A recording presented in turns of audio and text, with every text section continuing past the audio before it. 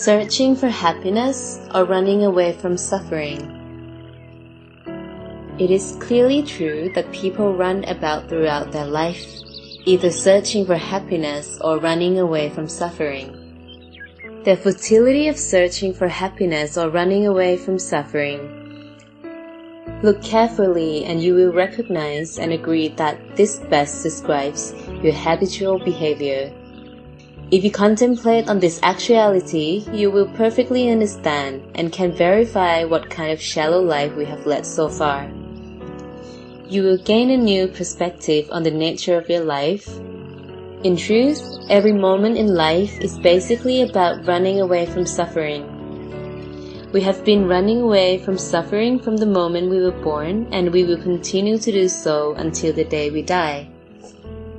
Since the moment of birth, when we were thrust out of the safe haven of our mother's womb, we began to understand the continuous suffering inherent in life.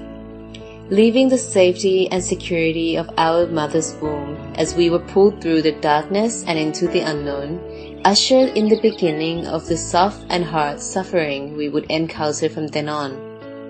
Of course we cried, who wouldn't? It was after a nurse cleaned and swaddled us that we could feel safe and warm and would be able to stop crying. From then on, we recognized change, and we experienced suffering when things changed from relative comfort to discomfort. When the discomfort overpowered the comfort, we began to cry again. We began to understand that when we cried, we might be able to change things and eliminate the distress. For the most part, that worked. Often, a nurse would come in and rearrange things so that the distress disappeared. Once we were comfortable again, we would return to our peaceful sleep, seemingly far away from the world of suffering, and we would stop crying. Clearly, from the moment we were born, every one of us has gone through all the techniques of running away from suffering. And as we grew older, escaping from suffering became easier. We were able to walk, run, drive, go places on our own and take care of ourselves. We didn't have to cry for help anymore. And that fueled the fantastic misconception of life is about searching for happiness. We began to make plans and to follow our dreams, our wants and needs without ever doubting that if we pursued the quest for happiness, we would someday find it. We never noticed how we were enslaved by something inside us that kept ordering us around. And if we didn't do what it demanded, we would be punished. We would feel unhappy. We would feel sad. We would feel bored and weary. We would feel frustrated and confused. This is because we feared feeling miserable. We conformed to our misaligned idea. And now I would like to turn your attention to your own personal life. Just recognize that throughout your life, needs, be it real or false, were always in the forefront of your mind. You never stopped. You never had enough.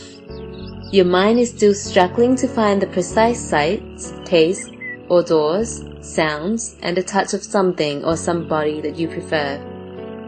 We should come to be able to see that we have always been a slave to ignorance and wanting. Our lives are manipulated by unseen hands that keep pulling our strings behind the scenes. When we followed these directions, we would feel like we were going to find that elusive happiness that we craved. But when we managed to attain a bit of what we were seeking, did we find true happiness? Stick with me and we'll find out. Let us go back to the moments when we did not want or need to do something.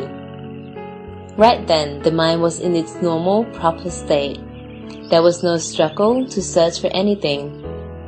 Then all of a sudden, a feeling of boredom began to set in, clouding the mind with restlessness. Immediately, we experienced suffering. We tried very, very hard to relieve this suffering because we wanted to escape from this misery. We began formulating plans where to go and what to do. And then we finally came up with some easy answer. We wanted to go out to go to the mall. When we went out, we felt better. But actually, we didn't feel happier so much as relief from the discomfort of the boredom. After spending some time wandering around outside and feeling like we have had a good time, boredom paid you another visit. Now you wanted to go home. The impulsive notion that we would have fun in the mall suddenly turned sour. This is a constant and continuous cycle that plays out in our life. We thought that we would be happy and stay happy once we left the boredom of our house. But that all turned around and we ended up feeling happier at home than outside. We were deceiving ourselves, thinking that what we found was happiness, when in reality it was merely a slight hiatus from the suffering that is stalking us at all times. You can try this experiment on yourself by staying at home alone for a day without going anywhere or talking to anyone. No cell phones, no Line, no emails, no Facebook, no internet and no YouTube.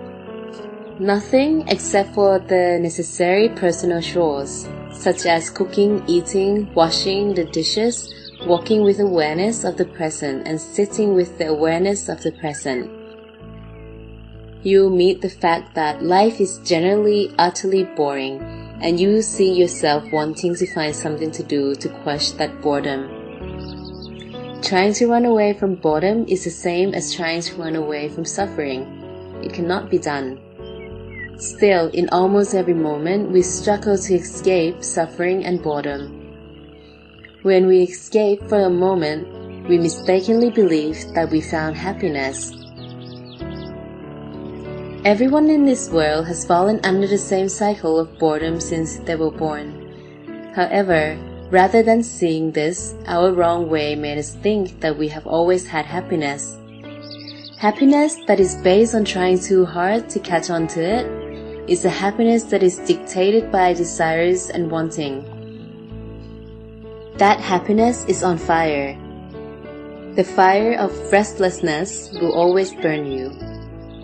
How can this sky of scorching happiness be called happiness?